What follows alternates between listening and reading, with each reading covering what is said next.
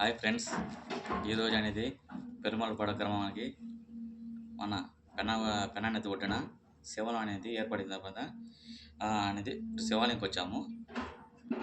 ఇక్కడ చుట్టుపక్కల మొత్తం శుద్ధం చేశారు, నీట్గా క్లీనింగ్ బాగుంది.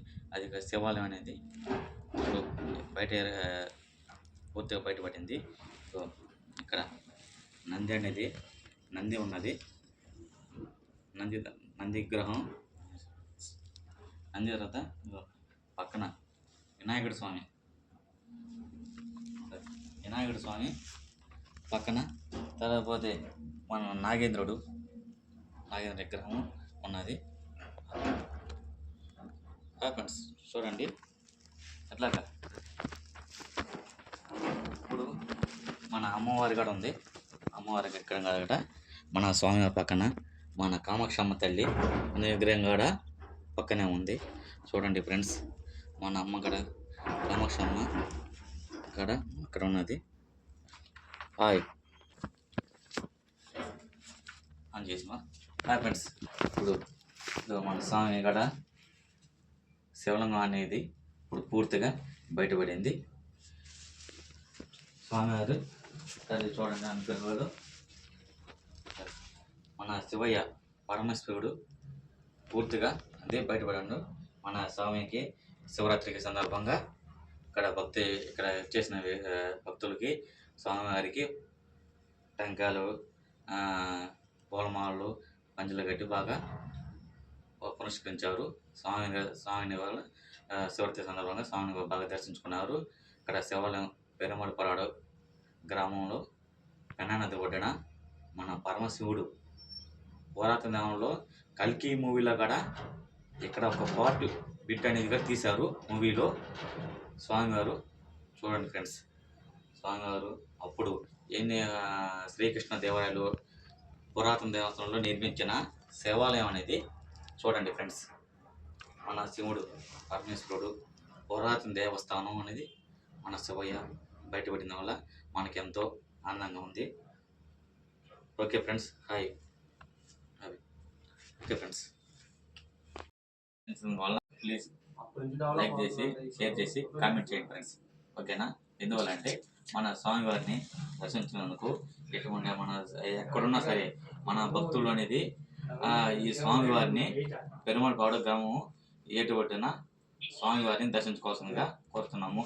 ఎక్కడున్నా సరే భక్తులు ప్రతి ఒక్కరూ ఇక్కడికి రావాల్సిందిగా కోరుతున్నాము. Okay friends.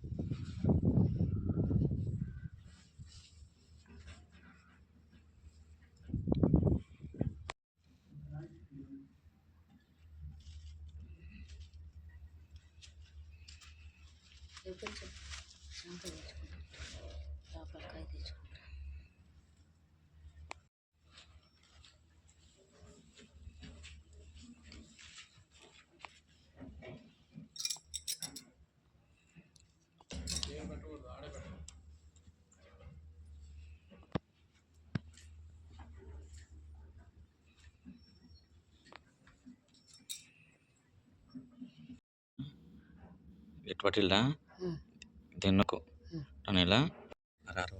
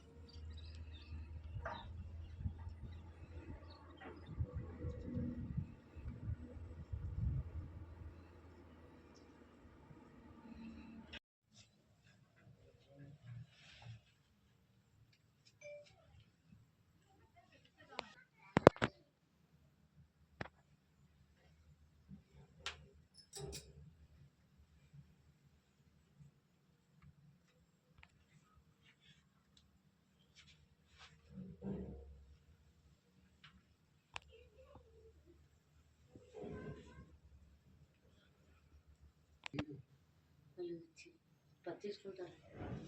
అర్థం చేస్తారు ప్రదర్శనలో ఇది